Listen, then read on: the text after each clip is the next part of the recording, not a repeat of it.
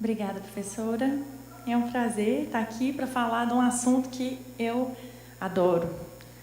O que eu mais gosto, que é música, e ultimamente o tema que eu mais tenho tido prazer em estudar, que é esse método chamado Feldenkrais.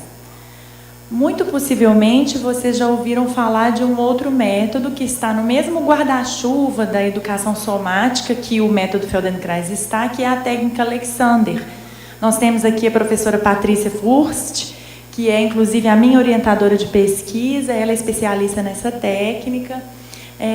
E essa aqui, ela é diferente, elas não são similares, não.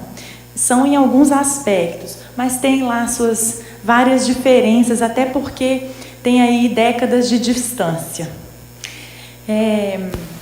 Então, a minha pesquisa em especial, aqui na UFMG, orientada pela Patrícia, ela trata de como é que esse método pode contribuir para o ensino e o aprendizado do canto lírico.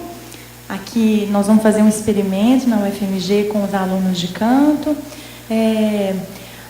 tanto para a performance em si, como para aprimorar questões atitudinais, ele auxilia na redução da ansiedade, etc.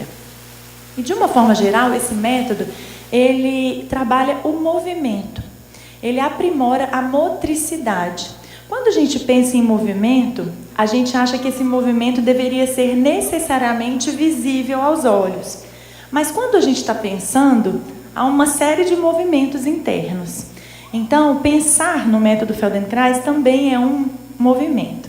Só para a gente expandir um pouco essa compreensão do que é esse movimento que eu vou estar falando aqui ao longo desse nosso bate-papo, que vai ser quase que só vocês não estão com o microfone, mas eu pode levantar. Tem perguntas no fim, né, Lu? Ótimo. Então, vamos lá.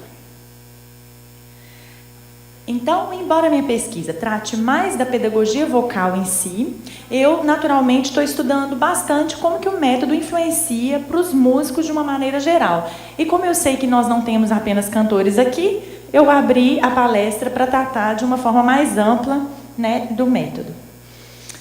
Então, eu vou começar falando um pouco do criador desse método, que é o Dr. Moshe Pinchas Feldenkrais. Ele foi um ucraniano que nasceu no início do século XX, numa pequena cidade chamada Slavuta. Ele foi doutor em ciências pela Universidade de Sorbonne. Foi uma daquelas grandes mentes que se especializa numa série de coisas. Ele foi um matemático, ele foi um colaborador importante do casal Joly-Curie, que ganhou o Prêmio Nobel de Química de 1935. Então, ele se especializou em engenharia, em mecânica, e, além de tudo, era um excelente judoca. Ele foi o primeiro europeu a obter faixa preta no judô. Ele teve uma relação muito grande com o fundador do judô, o Jigoro Kano, e, portanto, essa influência oriental na vida dele concretizou esse pensamento tão importante de que corpo e mente são unidades, é uma única unidade, né? Funcionam, não apenas se relacionam um com o outro, mas, por exemplo, um cérebro sem corpo não poderia pensar.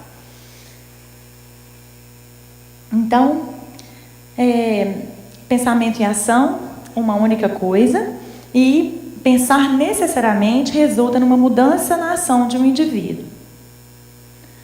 E como é que esse método surgiu? Então, aí tem umas fotos para a gente ver esse senhor excêntrico que era o Dr. Moshe.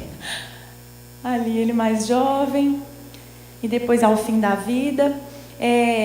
Quando ele tinha em torno de 20 anos, ele gostava muito de esporte de uma forma geral, ele machucou gravemente o joelho esquerdo jogando futebol. E naquela época, imagina, 1920 e poucos, ele não tinha assim, garantias de que uma cirurgia no joelho fosse reabilitá-lo. Inclusive, o médico disse a ele: você terá 50% de chance de ter sucesso na cirurgia. Ele disse: eu não quero então fazer. Mas ele ficou muito limitado para se locomover. E o que ele fez? Ele encarou os estudos sobre cinesia